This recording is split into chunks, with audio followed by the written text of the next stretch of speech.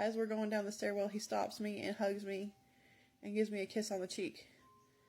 Now, I am smitten at this point because I'm going through a toxic relationship at home. My dad's got cancer and we don't know how everything's going to turn out. And I really appreciated the fact that someone cared for me and wanted to love me for me. He's sitting there talking to me, telling me he loves me, telling me that he wants a future with me. And of course, I'm buying into it because I'm in a relationship with him. And I truly thought I loved him. So we would hug, we would kiss, you know, he'd go back to his cell, I finished what I was doing. Because he's young, I'm not gonna lie, he's 23 now, at the time he was 22, and there's a 10-year difference between us. He said, I'm getting a tattoo. I said, okay. He said, it's gonna be your name. And I'm like, hold on a second, that's serious, and if someone sees it, they're gonna know it's me. He was like, no one's going to see it. I promise. I'll make sure they don't. So I go in and do my rounds one evening. And he comes up to me and he says, what do you think? And on his ring finger was my name and a heart. I said, man, I don't know why you did that. Just make sure no one sees it. Well, I love you. That's why I did it. And I want people to know. The text messages did become sexual soon after that, but he also always wanted weird stuff, like asking me if I had slept with my fiance and asking me to describe it and how big his was and if I loved it and if I screamed and everything. Hunter is not black.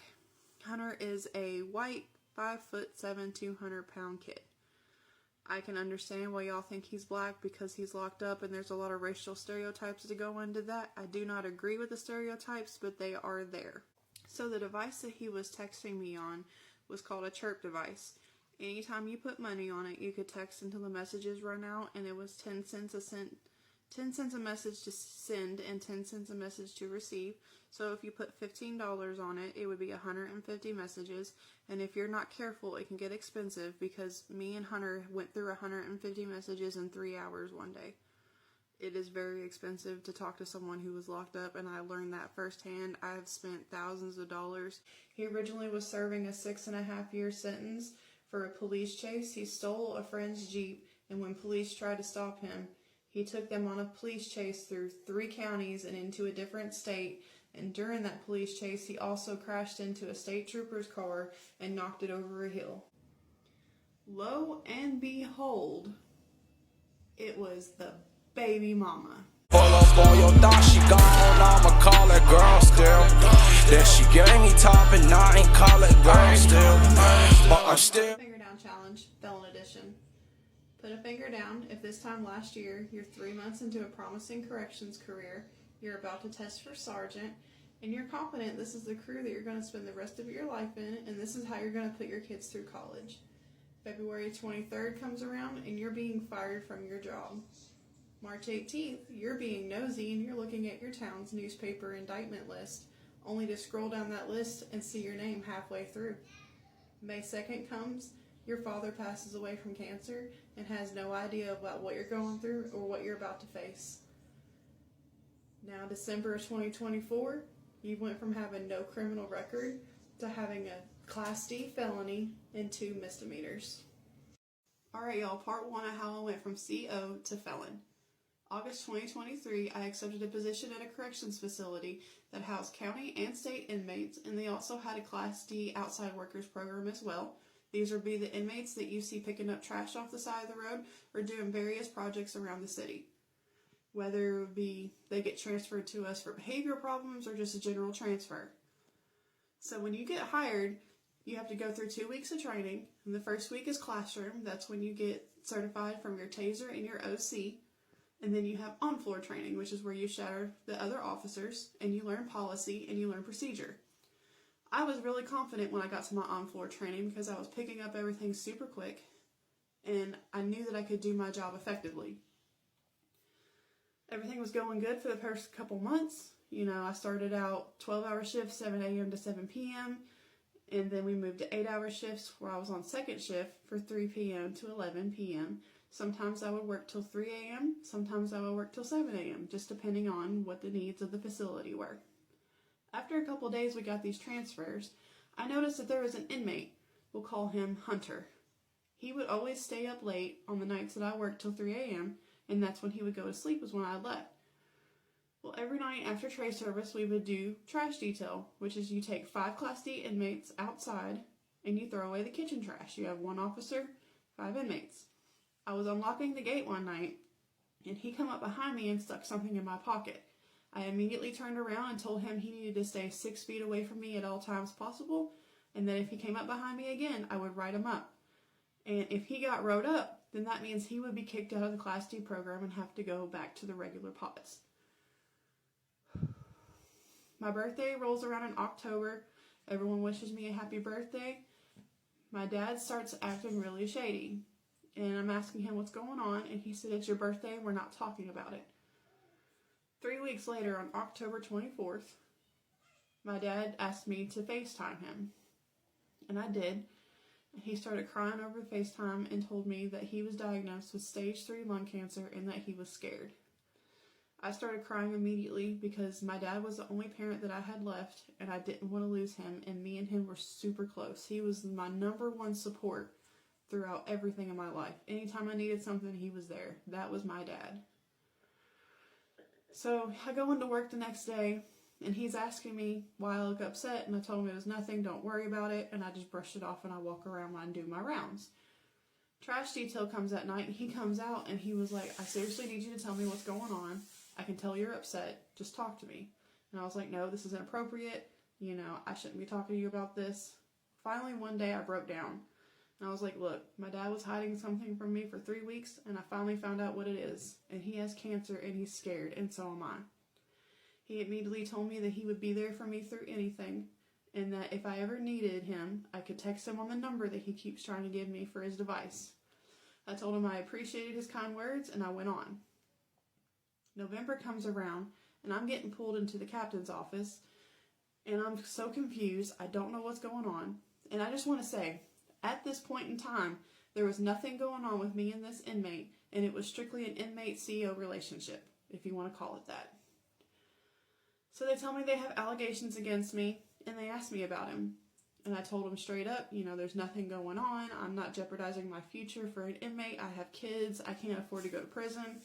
And they said, "Okay, well, we're going to have you work up front until we figure out what's going on." And I said, "Okay." So I started working up front, learning booking, being a main, doing really good. So they called me into the office one day, and they're like, "Hey, we couldn't find anything against you, so we're going to let you go back to your normal duties." I said, "Thank you, I appreciate it," and I went back to my normal position. When I seen him at trash detail that night, he comes up to me, "Man, I told you I was solid. They ain't gonna get nothing out of me. I promise. I want you. I want this. This is what my heart wants." And I was like, "No, we're not doing it. I'm already in a relationship with my children's father. I'm not crossing that line." Well, this guy continues to write me letters every single day that I work. And if I had my 2 days off, when I come back, he would have 3 letters for me. He had a trustee that he knew he could trust that would deliver the letters to me even when I was working up front. I threw all these letters away and rejected his advances. December comes around, and it's a whole different story. Stay tuned, follow me. Okay, y'all, it's time for part 2. So December of that year was a really rough month for me. I started having some health issues. I'm type 2 diabetic. I've been diagnosed since October of 2020. And one night I was working, and I couldn't drink enough water. My mouth was always dry. I had to pee a lot. So I went to the nurse. The nurse checked my sugar, and it was so high that the monitor couldn't read it. So she gave me some metformin, and we checked it again in a little bit, and it went down to 500 something.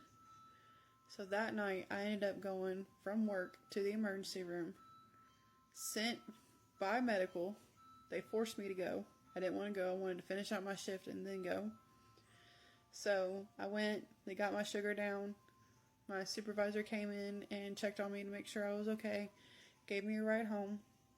I took the next day off, and then everything was okay for a couple weeks. I watched my sugar intake, I drank more water, I watched what I ate. Also, my supervisor told the kitchen trustees that if he seen anyone give me sweet tea, that they would be fired as a trustee. So there's also that. And then I got the opportunity to test for sergeant. It was the Friday before the week of Christmas. I was sick. I was feeling like crap.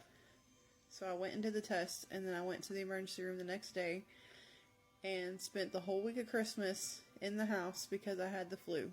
It was the first time I'd ever had the flu in my entire life, and I was miserable. So the whole time I'm out for the flu, which is from the week of Christmas to the 1st of January, I went back the 2nd of January, I couldn't get this dude off my mind. I was dreaming about him, looking at his mugshots just to see his face, and I didn't like the way I felt. So I tried to ignore it. And the more I tried to ignore it, the worse it got. And at the same time, my dad is going through chemo and radiation. He's going through radiation every single day. And while he's in radiation, they find a small tumor in his brain. Of course, he didn't tell me right away. He finally told me one day. He said, "Hey, they found a small tumor." And I'm like, "Okay, so what does that mean?" He said, "That means I continue my chemo and my radiation until I'm finished." I said, "Okay." The day I come back from having the flu, which is January 2nd, I had about 10 letters for me. Because at the time, he didn't know what was going on. And he, when I say he, I mean Hunter, didn't know what was going on, and he was worried. He asked some people why I wasn't at work, and they told him, she has the flu, she's going to be out for a week. So he wrote me a letter every single day while I was gone, begging me to text him, to get a burner app to text him, to text his mom, so I can see that he's a genuine guy. And I fell for it. Not even gonna lie. I'm being 100% transparent. I fell for it. I downloaded a texting app with a different area code, completely different area code, and started texting him. Now, we thought we were being careful because I wasn't using my name in any of the messages, and neither was he. We made it out to be like I was a single mom of 2 girls who lived in Owensboro, and my name was Courtney. So we thought we was being slick, and you know what always happens when you think you're being slick. You end up getting caught up. So also at the end of January, he gets fired from the Class D program and has to go to the regular pods.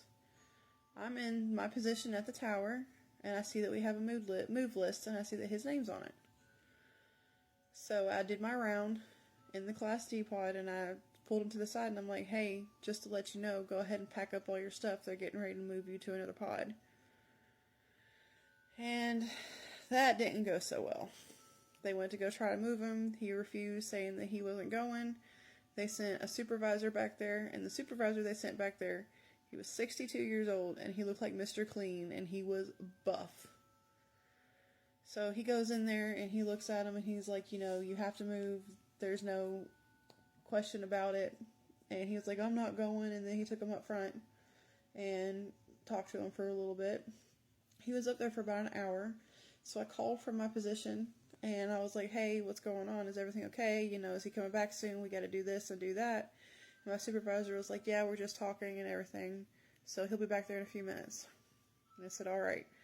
He starts walking back towards the back, and I'm like, "Are you okay?" And he's like, "Yeah, I just talked to your supervisor, everything's okay. I'm being moved to this pod because I can't go up to another pod because I have people that want me in there because I owe them money from playing cards." Now this guy, all he did all day long was play cards. All day long. And he would get himself into trouble with other people, and he would claim that he'd get in a fight over it, but I never found that to be true. It's starting to come out that he is a great liar, and he is very manipulative, which we should have known that. From me going from, "No, I'm not doing anything," to, "Okay, I'll text him," and I'm sitting there dreaming about him and everything. So he gets moved up, and then I have my 2 days off, and then he gets moved up to a higher pod of the upstairs. So I go in there one day, and I'm like, "Hey, are you okay?" And he's like, "Yeah, did you have a good couple days off?" And I'm like, "Yeah, I did, it was relaxing, I got some sleep," because at the time, I was with my fiance, and he thought that I only needed to get 4 hours of sleep, even if I worked a 12-hour shift or a 16-hour shift. I'd be asleep for 4 hours, he'd wake me up, and he'd make me get up with the kids. I miss my boys, I was working all the time, but I also needed my sleep. And also, while I'm sitting here working all these hours, I'm getting nasty text messages from my fiance about the kids, about how they're not listening to him and how they're going to bed early. And I told him, I said, hey, you need to calm down. I'm providing for us. I'm making sure that we all have what we need. And I'm working my butt off to do that because you're not working right now because of the crazy schedule at the facility. So things calmed down for a little bit. And there's stairs that lead up to the upper pod, and there is a blind spot on those stairs, and there's no cameras on the stairs at all. So one day, he asked me to go down and get a tablet that was charged, because we only had so many, and we kept them in a case by the tower. So I did that, and as we're going down the stairwell, he stops me and hugs me, and gives me a kiss on the cheek. Now, I am smitten at this point because I'm going through a toxic relationship at home. My dad's got cancer and we don't know how everything's going to turn out. And I really appreciated the fact that someone cared for me and wanted to love me for me. And that was my first mistake. Everyone's saying, hey, you should have turned in those letters instead of throwing them away. And yes, I should have. I agree with you. But at the same time, you never know how you're going to act once you're in that situation until you get into it. I'm not making excuses. I'm not proud of what I did. I don't like the fact that I went from this to a felon. Like, I was doing good. My dad was proud of me for the first time in a long time. You know, he said I had a respectable career and I wanted to make something out of it. And I did. For about 5 months. So things start getting more serious. We're texting all day, every day when I'm not at work. He's texting me, you know, I love you. Good morning, beautiful. I hope your day goes okay at the factory. And I was like, hey, you know, they're making me work a bunch more overtime. You know how it is with this place. And he was like, yeah, I understand. So I think I'm golden until February rolls around. And that's when shit hits the fan. So go ahead and follow me for part 3. I will either get that posted later on tonight or tomorrow. Alright, y'all, part 3 on how I went from CO to felon. February rolls around and I'm in a full-blown relationship with this guy. We're writing letters back and forth to each other every day. We're texting every day. And every day during my shifts, he's always coming out to go get a charged tablet in exchange for a dead tablet.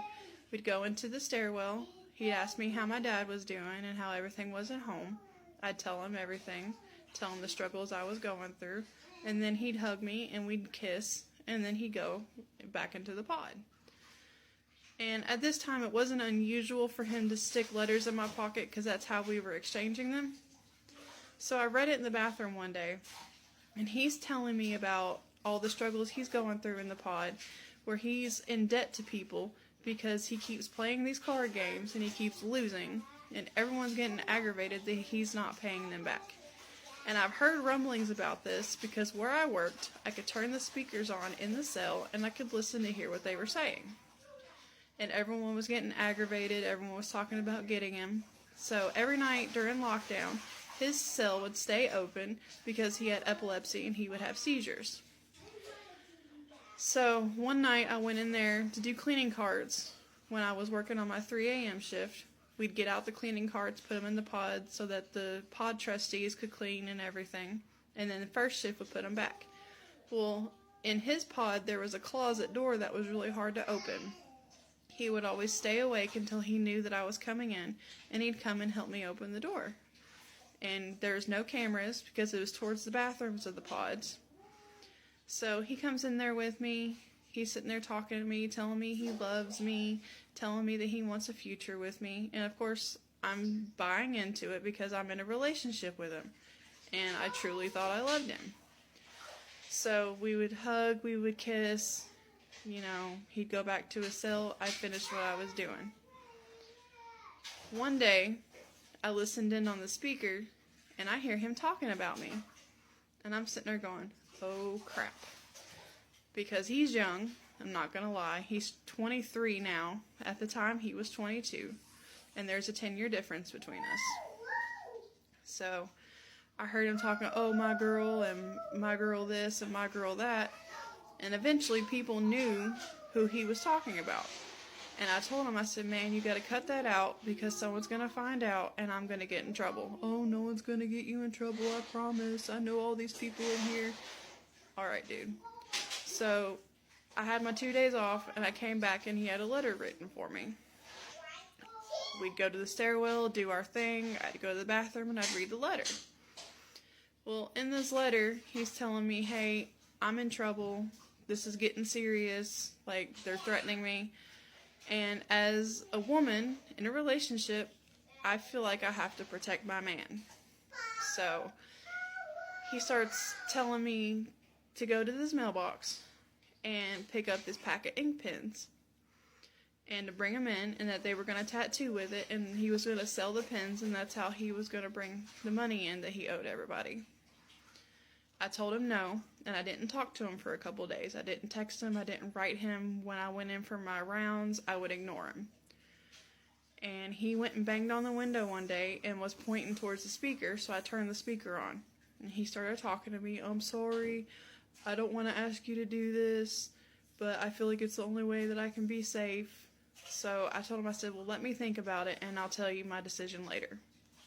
Well, one of my supervisors was in the tower with me one night when I was doing my round. I get done, I come back to the tower, and he's like, hey, what did he want? He's always wanting to talk to you whenever you go in there. And I'm like, man, he's just talking to me about stuff that he's got going on, stuff that's going on in the pod. There's nothing, I promise.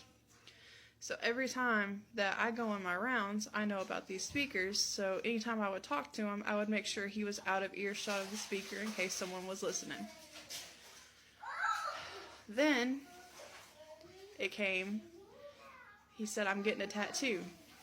I said, okay. He said, it's gonna be your name. And I'm like, hold on a second. That's serious, and if someone sees it, they're gonna know it's me. He was like, no one's going to see it. I promise. I'll make sure they don't. So I go in and do my rounds one evening. And he comes up to me and he says, what do you think? And on his ring finger was my name and a heart. I said, man, I don't know why you did that. Just make sure no one sees it. Well, I love you. That's why I did it. And I want people to know. Alright, I was flattered because in my relationship that I was in, I wasn't being treated the way that I felt like I needed to be treated, and he was doing his own thing, talking to other women, and months later I would find out that while I was working, he brought someone in my house around my kids and in our bed. So at that point, all bets were off. I didn't care what he did. And I made sure that he wouldn't question what I did. So, February 11th comes. I tell my fiance that I have to go into work early for a meeting. And against my better judgment, I went to this mailbox and I picked up this pack of ink pens. At this time, I feel like they were catching on to stuff because they were making me work up front a lot more often. And let me tell you, if you're in a relationship with someone who's locked up and you don't answer their phone calls or their texts, they get upset. So me and him are currently fighting because I can't immediately respond back to his text because I'm working up front and I can't have my phone on me.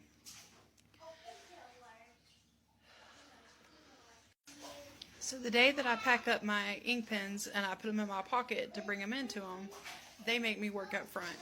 So I had to go to my car on my break and put the ink pens back in my car and let them sit until I know that I'm going to be working in the back. One night I'm working in Maine and I get a phone call from one of his family members. And they say, hey, I'm calling on behalf of Hunter because he's texting me that he's being threatened and he fears that he's going to be jumped in his pod tonight or tomorrow. Alright, y'all. I will post part 4 tomorrow. Alright, y'all. Part 4 on how I went from CO to felon. So where I left off, I was working in Maine on one of my 3 a.m. shifts, and I had a family member call up there and say, hey, he's being threatened. We fear that he's going to be jumped in the pod either tonight or tomorrow after lockdown. I told her I would bring it to the shift supervisor, and then I hung up the phone. Once I brought it to the shift supervisor, they couldn't care less. They said whatever happens in the pod happens, and if anything gets physical and they can find the evidence of it, that they would put whoever did it in the hole. And of course, I'm upset about this because I'm in love with the dude, I care about him, and I know that he's being threatened because he's promised these people these ink pens and I haven't been able to deliver them. So I go home, I'm worried for the rest of the night and in the morning and until I can go to work the next day. I go to work the next day, I stick the pens in my pocket on the off chance that I can go in the back and I can give them to him. As luck would have it, I would go to my pre-shift meeting and they were like, hey, we need you to do a round in the back and then come up front. I told them, I said, okay, I'll make it quick and I'll get back up there and resume my duties. So I went back there and I did my round. I get to his pod, he sees me, he nods at me like, hey, do you have those? I shake my head yes, I do my round around the pod, and by the door I throw the pens into the cell on the floor so he can pick them up. He tells me thank you, tells me he loves me, and I go up front and I finish my shift. The next day, my regular supervisor was off, and anytime that happened, we would always get a pick of where we wanted to work, and I was tired of working up front, so I'm like, hey, can I go back in the tower? He was like, yeah, sure, go ahead. So I go up there, and of course, right before I'm scheduled to get off at 11 p.m., they call me and they say, hey, we need you to work until 3. Okay, cool, just let me stay back here. They said that was fine. So I go to do my cleaning carts around 2 a.m. that morning, and of course he comes out and helps me with the door, but when we get into the door, that's when he starts trying to get really sexual, like trying to take my belt off, trying to undo my shirt. I push him off, and he will not quit. I'm like, dude, I told you I'm not doing this. We're not crossing that line, although I've already crossed a bunch of lines for you. He says, I'm sorry, I hope you're not mad at me, I love you. He goes back into his cell. I finish my shift. Everything seems to be okay. But then he starts texting me these really sexual messages, asking if I had with my fiance at the time, and that if I would describe everything to him so that he could use it too, if you get my drift. I told him no. I was like, that's weird, I'm not doing it. No. So he gave up, and then the next day I went in for my shift. He comes up to me and he says, hey, I got another tattoo. Okay, what did you get? We go in the stairwell when he does his tablet. He gives me the letter and he shows me his hand on the top of it. It has my daughter's name on it. Now, mind you, he has never met my daughter. So I find this a little creepy. I give him his tablet. I'm like, hey, I gotta go. And he's trying to get me to talk to him over the speaker for the rest of shift. And I refuse because I'm really weirded out. Like, yes, I love this man. Yes, I care about him. But I felt like he took it a little too far getting my daughter's name tattooed on him when he doesn't even know her. So he texts me, trying to be sexual again. I stop. I'm like, no, we're not doing this. Obviously, the text messages did become sexual soon after that. But he also always wanted weird stuff, like asking me if I had slept with my fiance and asking me to describe it and how big his was and if I loved it and if I screamed and everything. This is where I'm starting to figure out that this dude is a really weird dude. So, follow me for another part. Alright y'all, part 5 on how I went from CO to felon. So the last 16-hour shift I worked, it was on a Tuesday. It was a 3 p.m. to 7 a.m. shift, and I worked in booking. We were super busy that night, so I wasn't able to go out and take breaks as much as I would like and check my phone. I go out at 2 o'clock in the morning, and I see that Hunter is blowing my phone absolutely all the way up. Freaking out on me, cussing me out because I haven't responded to any of his messages, accusing me of cheating on him, which he knew about the fiance I had at home. Asking me if I'm with another guy, and I'm telling him, and I'm like, hey, I'm in the factory, which, if you remember, we said that I'm working in a factory because we're trying to make sure that they don't know it's me that he's texting. And I'm like, you know I'm in this new position, you know they're making me work overtime, and you know I can't have my phone on me. And I thought that I had calmed him down because he texted me, okay, I love you, I'm sorry, I understand. I go in, 2 hours later, I'm able to come out on another break. I check my phone, and I had seen that he had texted my actual phone number. I am upset, sitting here thinking, he's got to be smarter than this. I don't know what he was thinking texting my actual phone number. I don't know why he would. So I text him on the texting app, and I'm like, are you freaking kidding me? Are you trying to get me caught up?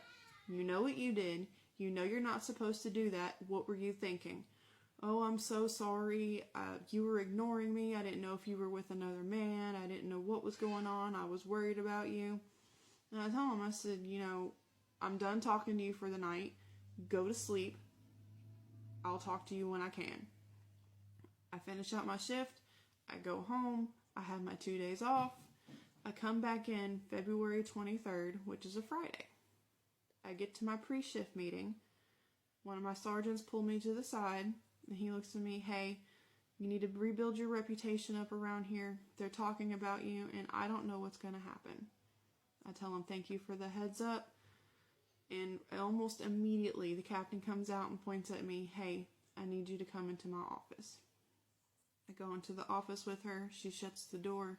It's her and another captain, and these are the same two people that pulled me into the office when I became under investigation the first time.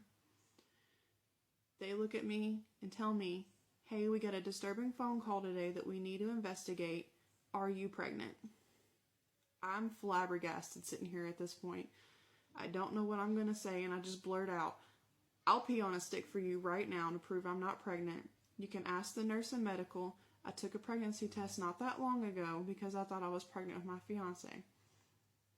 They pull out a stack of papers this thick because if you remember, me and him are texting as much as we can on my days off, when I'm not at work, when I'm taking breaks at work, and they circle 3 text messages that he sent to my actual phone number.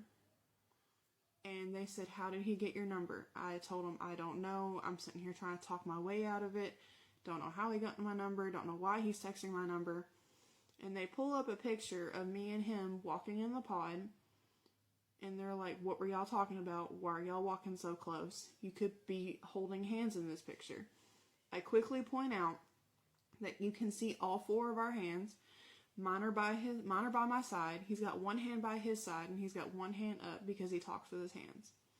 Well, why are y'all walking so close? Because he's talking to me about things in the pod that he didn't want other people to know that he was talking to me about. When in reality, he's trying to convince me the whole time I'm doing this round to bring in another pack of ink pens for them so he can sell them off to pay more of his debt.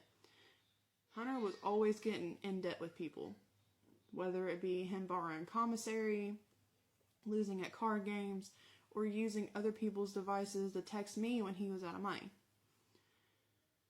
So they're sitting there, they're asking me, well, what do you have to say for yourself? At this point, I hang my head down and I just start crying because I know I'm caught, I'm scared, and I don't know what's going to happen. I'm thinking of my kids, I'm thinking of my fiance, and they were like, well, with this pregnancy claim that's against you, we might have to get detectives involved. I start crying even more because that scares the absolute crap out of me. I don't want to go to jail. I don't want to get in trouble. So they ask me again if I'm pregnant, and I tell them no, I will pee on a stick for you right now. Like, I will literally squat down in front of you and pee on a stick. Well, we're not asking you to do that and everything. And they said, well, do you have anything else to say for yourself? And I was like, I was manipulated. I fell for it. I don't know why I fell for it. I'm sorry. And I'm hanging my head down and I'm crying, like snot's coming out of my nose. I'm crying so hard. They asked me if I have anything. That's all they kept asking was, do you have anything else to say for yourself? Do you have anything else to say for yourself? And I just looked at them and I said, well, I'll resign my position. And they looked at me, oh no, you're terminated. Turn in your belt. I said, that's fair. I took my belt off. I walked out of the facility. I got to my car and I called my fiance. I let him know, hey, you want to go back to work? This is your opportunity. I just got fired. I'm coming home. And he asked me what happened. I just told him I talked to him about it when I see him in 15 minutes. I get home and he's like, well, what happened? And I'm telling him, you know, they had some concerns and they couldn't let it go, so they terminated me. Because at this point, I'm not telling him what's going on. He doesn't know anything that's going on. I'm keeping everything in secret. Later that evening, I get 3 text messages on my phone asking if I'm okay, asking me to please talk to him, and I don't respond back because I'm scared. I text his mom and I let her know, hey, I've been terminated. You know, I can't talk to him. Is he okay? She was like, I don't know. I haven't heard from him. They disabled his chirp device. I don't know if he's in the hole. I don't know what's going on. So I text her all weekend. Hey, have you heard from him? Hey, have you heard from him? Because I'm freaking out. I don't know if he's getting hurt. I don't know what's going on. That Tuesday, she calls me, and it's weird because she never calls me. She only texts me. Hey, he's being moved to another facility. I'll let you know when he gets booked in, and I'll have him call you. So I'm impatiently waiting for this phone call. I'm pacing around the house, trying to clean up the house, trying to do anything I can to occupy my mind. 2 hours later, she calls me. Hey, he's been booked in. Hey, he's at this facility. He's getting ready to call you from this number. Answer the phone. And 5 minutes later, the number rings through on my phone, and he calls me. And I immediately just start screaming on the phone, oh my God, baby, are you okay? You know, what happened? And he was like, why didn't you text me back? I've been worried about you all weekend. He's like, I didn't know what happened to you. People told me you got fired and I wasn't sure if you were in any trouble. And I'm just like, I'm okay. You know, yes, I've been fired. I'll move past it. So where he's in this new facility, I'm able to video visit him when I want. I'm able to text him, but I'm doing all of this in secret. So I'm doing it when my fiance's at work, or I'm doing it when he's asleep, and I'm keeping everything under wraps. So we're sitting there, everything's going okay. You know, he's able to say my name, and it's weird to hear him say my name because I couldn't ever hear that when he was at the other facility. We're in this relationship, you know, everything's going okay, until I'm up early one morning in March and I see the indictment list posted in the town's newspaper. And I scroll down, halfway down the list, and there's Hunter's name, my name, another inmate's name, and an inmate's girlfriend's name. Now, I didn't know the inmate's girlfriend. I knew the other inmate because he was in the same pod as Hunter. And I'm freaking out. I'm calling his mom crying. And she's saying, hey, you need to call and get a lawyer. Call and get a lawyer. I'm texting him on the texting app like, you need to call me ASAP. And he can't call me until 8 a.m. because that's when the phones turn on there. And he's freaking out, telling me, asking me what's going on. And I'm like, we got trouble. We got big trouble. And he said, what kind of trouble? I said, indictment trouble. And he was like, well, what are the charges? You need to tell me right now. So I tell him what his charges are. And he's like, well, what are your charges? On the indictment, my charges are promoting contraband first, promoting contraband second, and 3rd degree rape. Because I'm an officer and he was an inmate. And he doesn't know what to say at this point except for, I'm sorry. And obviously at that point, I'm sorry wasn't going to cut it. Because I'm looking at some major, major stuff over all of this. Alright y'all, I'm going to post part 6 later on today. Alright y'all, I figured I'd come on here and answer some of the most common questions on my comments. So I gave Hunter my actual phone number because when you're taken out of the Class D program in my facility and put on a different pod, you usually get transferred out within a couple weeks to a month. So we thought that he would be transferred out and into a different facility where no one would know the situation and who I was, and that's how we were going to keep in contact. No, I did not think that he would get mad at me one night and text my actual phone number, but lessons learned. For those of y'all asking about my fiance, at the time that I was fired, he had no clue of anything that was going on. Our relationship was very toxic. We had put each other through so much crap over the last 10 years that I was just so mentally checked out, and I honestly really didn't care what he did. I knew he was talking to other females, and so I assumed that he didn't care what I was doing as well. And as I've stated before, I did find out a couple months later that he did have a female in my home and had relations with her in our bed. I had suspicions, but I didn't have any hard evidence to prove it. No, he does not have a TikTok account. Yes, he does know that I post these TikToks. I have talked to him about it. Those of y'all who see JC in my comments, yes, that is Hunter's baby mama. She's going to post a story time to tell the story of their relationship, so I'm not going to tell her story for her. But we did become friends in August, and Hunter didn't like that at all because he was convinced that she was going to turn me against him and make me leave him, when at the time, what turned me against him was how he treated me and how many times I caught him talking to someone else. I had someone that was locked up with him message me and say that he used their PIN number for the phone to go behind his back and call his girlfriend and try to get her to visit him and put money on his stuff. I also found out while he was in PC that there would be a female that would come to the door and would flash him her goodies every night. And he claims that she would only come to the door to get nicotine pouches. For those of y'all who asking why they thought I was pregnant, is because the person who called the facility to report what was going on, they had a phone call in February and he told them that he was going to be a daddy again. He didn't say stepdaddy, he said daddy. So they took it as he got someone pregnant, and they initially thought it was a commissary worker, but all the commissary workers in my facility were men. Yes, I do acknowledge that I put my facility and my coworkers at risk. At the time, I really wasn't thinking about it. It was a rough time, working so many hours. I was so tired. Everyone was so tired. We were all just running on fumes at that point. I do acknowledge that situations like my own do give CEOs that are female a bad name when they're trying to make a career out of this. I just hope that they are stronger and smarter than I was. This story is 100% true. If it wasn't true, I wouldn't be posting it. I'm telling the story as it folded out in real life, in my life. I'm not trying to get any money off of it. I'm just trying to put my story out there in hopes that if someone is in the same situation that I'm in, that they can make better choices once they see how this has all affected me and ruined my life. Yes, I am a convicted felon.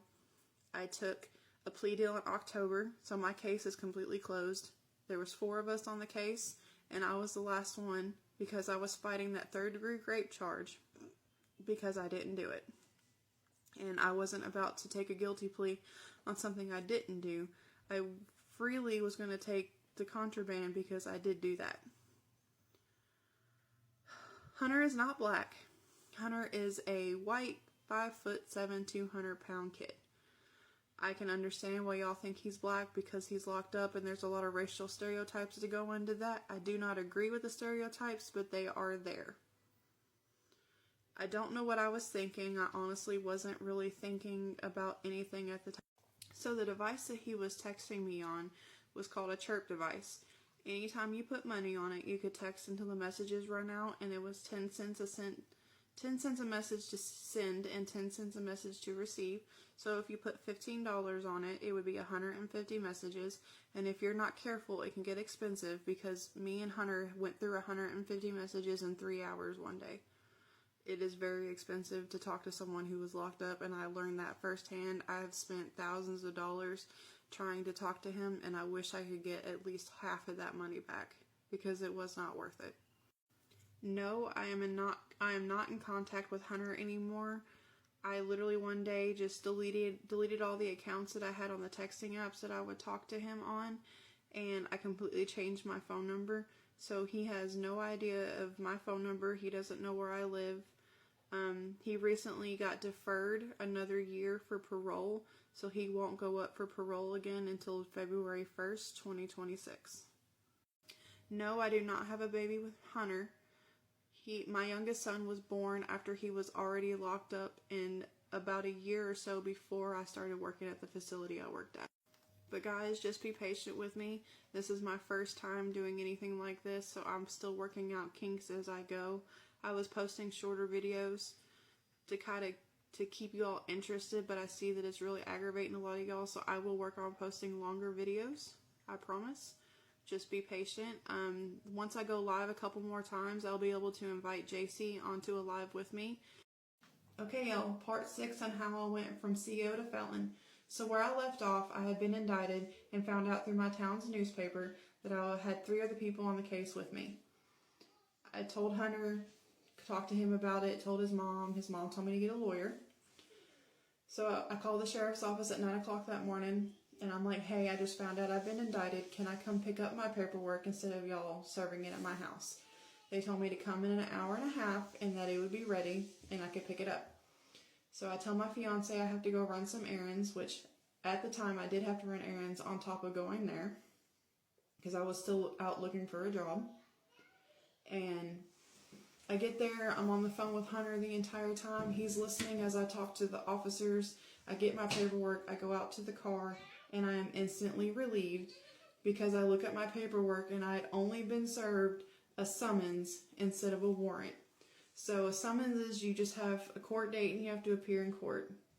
While everyone else on my case got warrants and a $50,000 cash bond. I'm driving back to my house and I'm sitting there like, how am I going to hide this paperwork? I don't know what I'm going to do.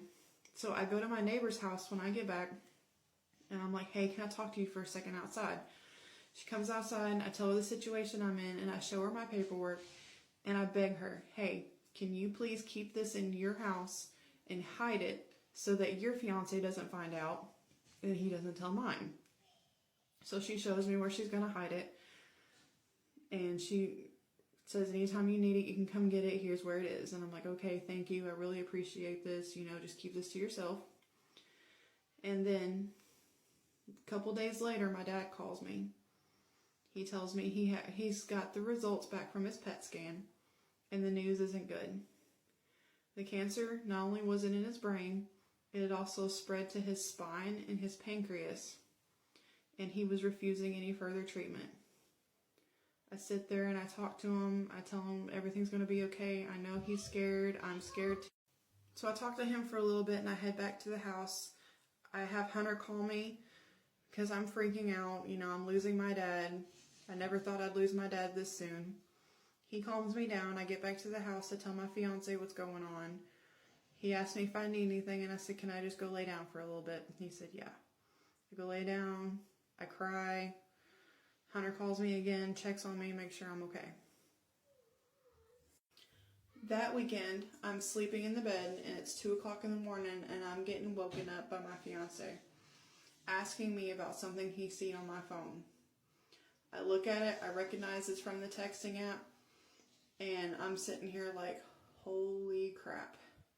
Because at this point in time, Hunter had been transferred from the facility that he was in back to the facility I worked in after they served him his indictment.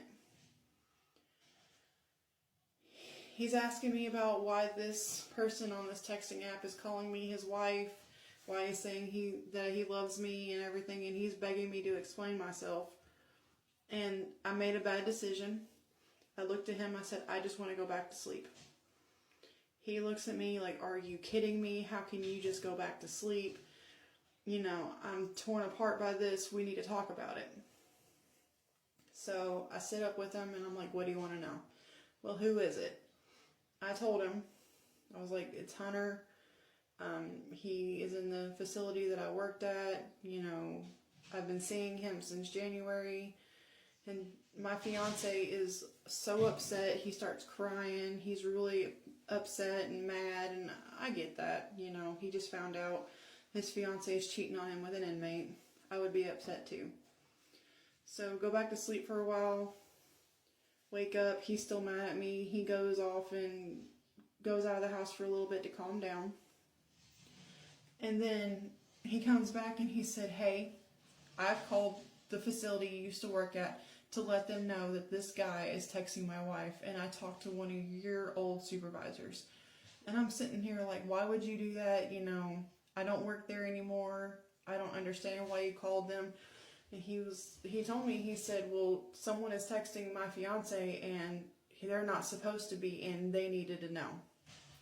Unbeknownst to me as well, when he had my phone, he took down the phone number of Hunter and started texting him cussing him out, telling him that he knows and everything, and that he's called the facility I worked at, and that they know, and that he should be getting in trouble anytime now.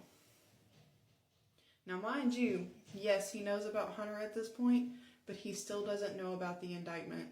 And he doesn't know about the indictment for another couple weeks until we start going to couples counseling. We're in couples counseling one day. I asked to speak to the therapist by myself for a little bit, talked to her about my dad refusing treatment and how I was feeling about that. Then I brought up the indictment to her. She asked me if he knew. I told her no. So she looks at me and she says, "You realize you have to tell him, right?" I told her I didn't want to at that point because I was scared. She said, "I'm going to be here with you. I'm going to help you." So she calls my fiance into the room, sits him down, and I'm like, "I need to tell you something." He's looking at me like, "How could you have anything else to tell me?" I told him about the indictment. I told him about the situation. He's sitting there flabbergasted. He is upset. He's crying. How could I do this to us? How could I do this to our family? I told him I had no good explanation for it. Tried to tell him that it was because of the way he treated me and everything while I was working there. He wasn't hearing it. We end the therapy session. We get back to our car, and he is interrogating me. "Did you do it? Did you do this? Did you do that?" And at the time when I told him, he didn't believe me that I didn't have sexual relations with Hunter. He kept looking at me and calling me an R word. Every time he would call me an R word, I would scream at the top of my lungs, I didn't do it. And up until a couple of months ago, my fiance really believed that I had sexual relations with this man and would not take any other explanation for it. The next Friday, Hunter has his first court appearance for our new case. Of course, I'm sitting in the courtroom in support of him. Now, my fiance doesn't know that I went to the courthouse in support of him. I told him I was going to therapy, but I had canceled my therapy appointment a couple days before. As I'm leaving the courthouse to go back home, I'm trying to text Hunter's mom to let her know, hey, he's at his first court appearance. He should be back at the facility now, and he should text you anytime now. But instead of texting his mom, I send the text message to my fiance. Alright, y'all. Also in the Q&A video, I forgot to mention why Hunter was locked up in the first place. He originally was serving a 6.5-year sentence for a police chase. He stole a friend's Jeep, and when police tried to stop him, he took them on a police chase through 3 counties and into a different state. And during that police chase, he also crashed into a state trooper's car and knocked it over a hill. Alright, thank you for your support. Okay, y'all, part 7 on how I went from CO to felon. So when I left off in the last part, I tried to text Hunter's mom to let her know about the court appearance and that he would be back at the jail and he would be texting her soon. And I ended up texting my fiance instead. So he immediately calls me and is questioning me, asking me what I'm talking about, and I'm playing dumb because obviously I realized I texted the wrong person. And I was like, oh, well, in therapy, my therapist had a contact at the courthouse, and she told me that the court appearance was over and that they would be back soon, so I was texting Hunter's mom. And he was like, well, at least you went to therapy. I'm proud of you for that. We continued the phone conversation, and I went home. So I was talking to Hunter on the app, and he tells me he gets his discovery pack in because his case is moving a lot quicker than mine because he's locked up and they want to get him done and out. So when he tells me he gets this discovery pack, he says there's going to be an interrogation CD in it, and I don't need you to listen to it. When you get yours, when you get it, break it. I immediately question him. I'm like, why should I break this CD? Then he tells me because on the CD is my interrogation of the day you got fired, and they coerced me, and I told them that we had sex. And I'm just sitting there, mouth open, freaking out, like, why would you do that? You know we didn't do anything, and you're the reason why I'm being charged with this. So I hang up the phone. I don't talk to him for a couple days. I'm not responding to his messages. He's trying to video visit me. He's trying to call me. He's trying to text me. And I just simply tell him, leave me alone. I need to process this. I don't know how to move forward. So after about the 1,000th apology I get from him, I answer a phone call. He says, hey, I need to talk to you about something. I found out who snitched on us. Because one of my coworkers from the facility I was at told me that it was another inmate in the pod, the other inmate that was on my case. So I took it as that. Well, he reads me this statement of the phone call that the facility received. Lo and behold, it was the baby mama. She called the jail. She's the one who snitched on me. So after she called the jail, that's when they started going through the chirp messages and started printing them out and finding out everything. Finding out that the other inmate that's on the case is because he was talking about it over a video visit with his girlfriend, telling his girlfriend how to package everything, and that I would come pick it up from his grandmother's mailbox. So I'm sitting here listening to him tell me this, and mind you, at this time, I had not spoken to the baby mama because of everything that he had told me about their relationship and her. I had a warped vision of her in my head, and I'm like, I don't want the drama. I don't want to deal with this. And at this point, she's begging him to let her talk to me because obviously he wants to have me around their child when he gets out. And so she just wants to know who's going to be around her.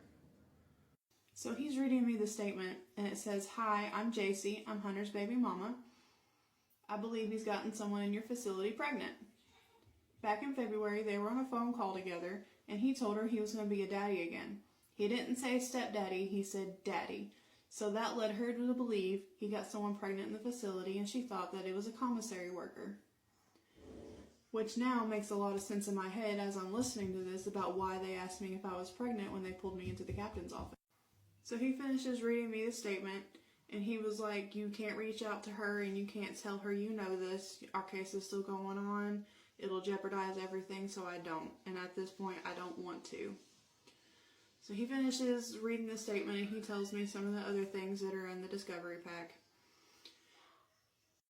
So I ask him, I'm like, why did you tell them this? And he, oh, it was coercion. I was just trying to get out of there, and they just got it out of me. I don't know why I said it. I promise I'm not going to let you go down for this. You're my wife. We're going to get married when I get out. And I'm like, okay, so what are you going to do to fix it? Because I'm not taking this charge because we didn't do anything. He says, well, I'm going to write a letter to our lawyers and the prosecutor and the judge explaining that nothing happened and that they coerced me. And he did. He wrote letters to everybody and sent them out. He sent both lawyers' letters to his lawyer because at the time I hadn't even been arraigned and I didn't even know who my lawyer was going to be. After I get off the phone with Hunter, I text Hunter's mom and I let her know what I just found out. She texts me back, don't reach out to her, don't do anything. Her family is nothing but drama. I should know. I've been involved in the family for a while. After I talk to Hunter's mom, I'm sitting there thinking about everything, thinking of all the worst outcomes that could possibly come. And it's starting to make sense to me that he is the one who said this because while I worked at the facility, I found out that he is the one who snitched on his mom and dad for having a rug lab underneath his bedroom in the basement. So I'm trying to occupy my mind, and so I'm scrolling on the Blue app. I notice I have a message request coming in. I click on it and I read it. Hi, I was locked up with Hunter and I wanted to let you know of a few things. I was video visiting my girlfriend one night and Hunter saw, and after I went to bed, Hunter got my PIN code and started calling and texting my girlfriend, trying to video visit with her, trying to tell her he's 30 years old and that he's single and that he wants a relationship with her when he gets out, and and that he used up all of this guy's phone time to try to convince his girlfriend to leave him and get with Hunter to be in a relationship. Also, I just wanted to let you know there's a female inmate that gives notes to him, and she comes up to the door every night and flashes her yayas at him. So I text Hunter that he needs to call me immediately. As soon as he calls me, I'm screaming at him at everything that I know, and I'm telling him about it. He admits to it. He said, yeah, I did it. He said, because she put phone time and chirp time on my phone when you couldn't, and I needed a way to talk to you. I tell him this makes no sense and that he's just trying to justify being caught. And apparently that's a common thing of his, because anytime JC would find that he cheated on her, he would always try to justify it as well. In the midst of all this, things with my fiance are getting really bad. We're getting in really bad fights. It comes to the day that I'm supposed to go to court for my arraignment. We get in a fight that morning, and my car was in his name that I was driving. So he leaves, takes off in the car, and deflates a tire in the other car that we have, so I can't go. So I'm freaking out. I don't want to get a warrant for not showing up to court. So I call the courthouse and I tell them, hey, this is the situation I'm supposed to be in there for arraignment today. Can you get a note to the judge to let them know what's going on? So they do. My arraignment gets pushed back a couple more weeks. Later that day, I get a phone call from my uncle, and he tells me that he hasn't talked to my dad for a couple of days and that he's worried, and if I can go to his house and check on him. So I go, Hunter calls me, and he talks to me the whole time I'm going over there, hoping that my dad's okay, and I'm thinking worst case scenario. I'm thinking he's passed away and no one's found him yet. I get to his house, and he wasn't there. I wait around. Finally, my dad replies back to my messages and tells me that he's in the hospital. I get to the hospital. He's mad that I'm there because he told them not to let anyone know that he was there and he didn't want any visitors. Come to find out, he contracted C. diff on top of everything else that he was dealing with. He's in the hospital for a couple more days. I go the day that he's supposed to be released, and they tell me that my dad's being released on hospital. Okay, so this comment here, I initially believed that myself also when I first found out that she was the one that called the facility I worked at. But honestly, knowing her like I know her now, she is truly a girl's girl. Like, she literally was just trying to keep me from going into the same situation that she went in with him. And for that, I am thankful for her. Because honestly, if she hadn't called, things would have gotten a lot worse and not ended the way that they did. And yeah, when I first found out that she was the one that called, I was super mad at her and I didn't want anything to do with her. But when she reached out to me in August and we started talking, then that's when I realized that she is a genuine person and she just wanted to try to protect me. Ooh, Lord, where do I start? Let me first start off by saying, man, that being consistent, bro, is key. Ooh, I'm learning that more and more with these story times. Being consistent is key. I am not the consistent person. Like, I am not. Listen, this is just me. This is just me, though. You feel me? My homies and stuff be telling me, man, you be tripping and this, that, and the third. But listen, this is me. If I initiate something and you don't give me no play, I'm done. Like, that's just me, bro. Like, I'm just done. Some people are consistent and consistent and consistent, and they finally get the girl. And that's what happened here. My boy was consistent, and he finally caught her ass. Gotcha, bitch. Feel me? Like, what was that? Damn, what's his name? Man, I can't think of the comedian, but y'all know who I'm talking about. But, yeah, she said she was looking at his mugshots. That shit was too funny. But I ain't gonna lie, this girl ain't learned her lesson. This lady, she ain't learned her lesson. She's still texting, still calling, still answering phones all the way into her dad. You done got fired. You done got indicted. You done got just literally everything. Your husband, your marriage getting messed up. Everything for a 23-year-old. I guess she's 33. She's the same age as me.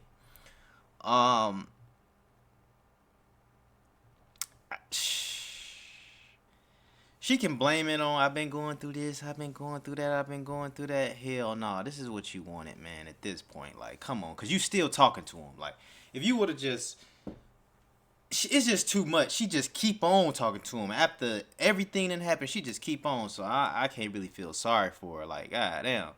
And my boy said he had sex with her. I was trying to figure out what they was doing at the staircase. I'm like, damn, was she sucking dick in the staircase, in the stairwell? I don't know. My boy just coming getting hugs and you 23. You feel me? I'm 33. I know how mine is. I'm trying to get it in. So if you 23, I know you trying to get it in. I know you ain't just coming there and getting a hug. Like, hey, suck it up real quick type shit. You feel me? That's what I would do. Like, hey, suck it real quick. I'll come quick type shit. You feel me? But she said she ain't do nothing. She said she ain't do nothing sexual or nothing like that. She ain't mention no head or nothing. She say so. She said she ain't taking that charge.